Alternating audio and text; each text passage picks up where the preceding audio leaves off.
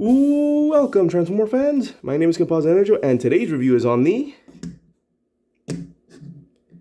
Transformers War for Cybertron Kingdom Deluxe Class Cheetor. And here he is in his alt mode, which is cheetah. So yeah, here's his beast mode. And my goodness, what a beast mode it is. It has some robot bits that you can kind of see. But overall, this is a very, very nice looking cheetah mode. Very impressive. Very impressive. Nice details, orange eyes like in the show. Well, yeah, like in the show, and I think on the original toy as well, at least one of them. And yeah, very, very nice. And this is going to be an interesting switch. Since this is a beast mode, I can do articulation for this thing. The mouth opens and closes. It has a hinge there. Head doesn't really move. I thought it did, but it doesn't. Arms can go out this far. Well, hold on. Front legs. Forward around.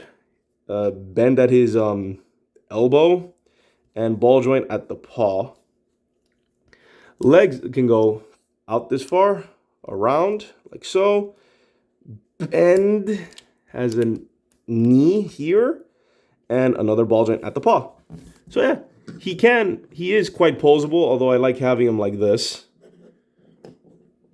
Like he is very posable in his cheetah mode, which is very much appreciated.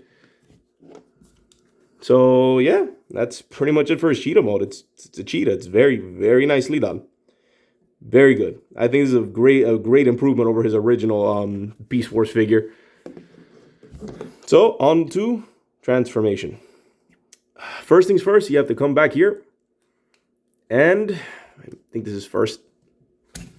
You gotta pull out his tail from his from there. So you gotta pull out his tail, which just serves as his weapon. So put it off to the side.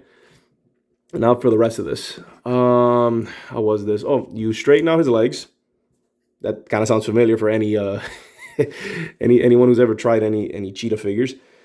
Fold this up like so, and fold out his robot foot. So fold this up.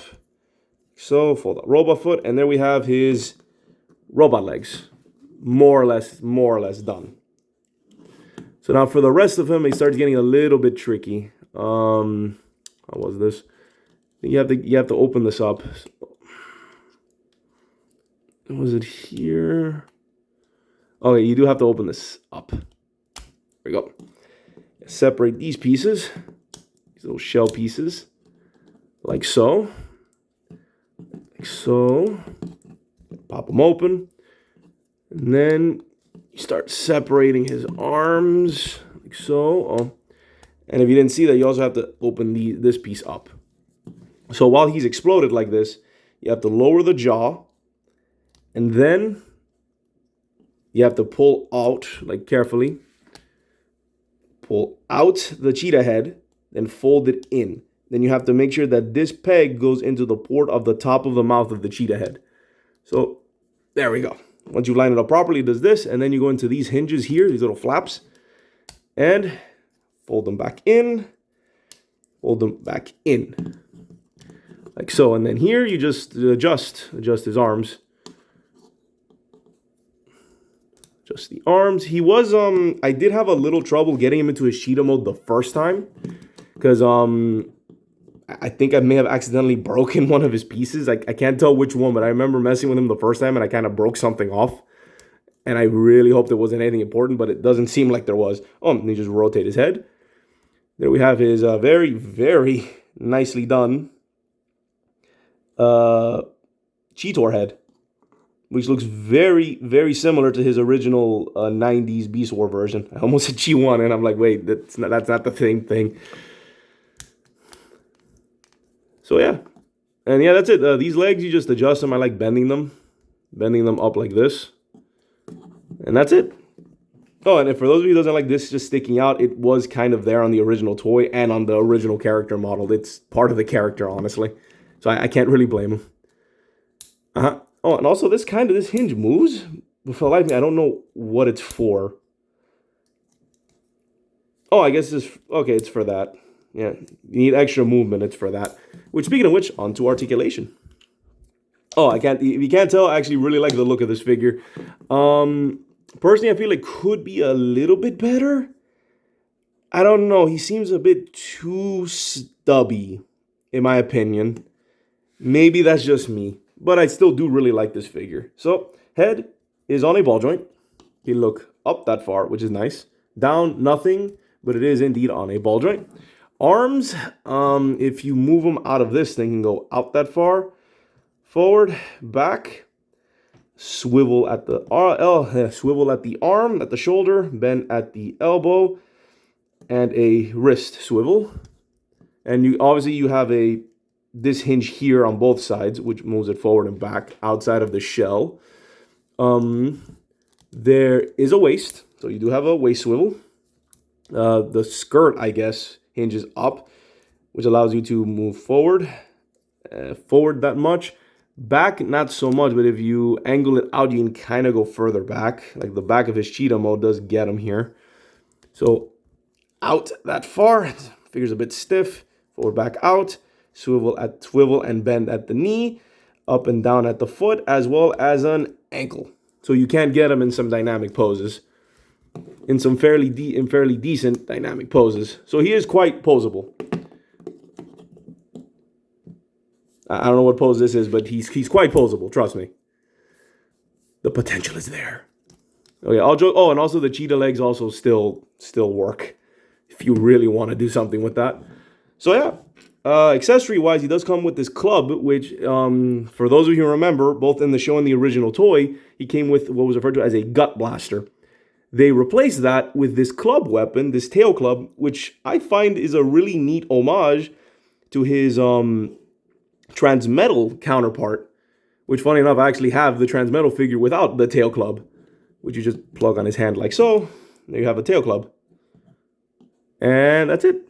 So yeah, this may not be the original weapon for this version of Cheetor, like back in the day, but this was his weapon in his later upgraded version, in his Transmetals version.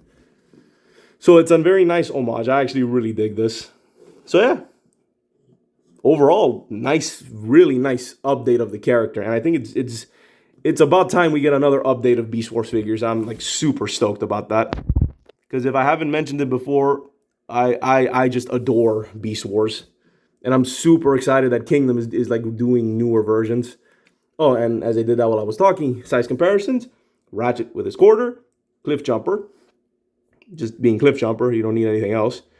So you can see he is a bit, like I said, like, you see what I mean? He's a bit shorter. He's deluxe, but he is a bit shorter, like a little stubbier. So that's, I think, my one kind of issue with it. Oh, he also comes with one extra thing, which is these collector cards. And mine came with a foil Black Arachnia card.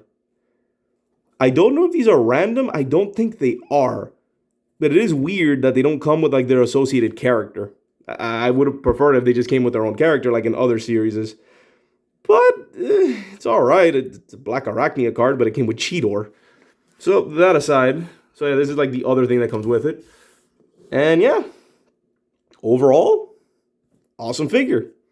Very nice update of the original figure. I think before this one, the last Cheetor we got was, I think, a Cyberverse version, which was okay. It wasn't great. It was just okay. Then there was the Universe one, which was like a lot better. And then before that, it was Beast Machines, which that's like a whole nother thing. But yeah, as an update of the original Beast Wars version of Cheetor, I think this is very well done and very excellent. It has its issues. There's a bit of a shell former, but that's not a problem. Again, this is part of the character. But overall, it's a nice, solid figure. Very few complaints. I just feel he's a little bit stubby for my liking, especially in the legs. I think these legs are a bit too bulky. But yeah, solid figure. So this has been my review of the Transformers War for Cybertron Kingdom Deluxe Class Cheetor. And before signing off, here's my special person's Instagram. Please follow her and check her out. Everything helps. Here's mine if you're curious. Back to her, who's more important. Set it off. And this is Composite Enerjoe signing off. Peace out and be safe.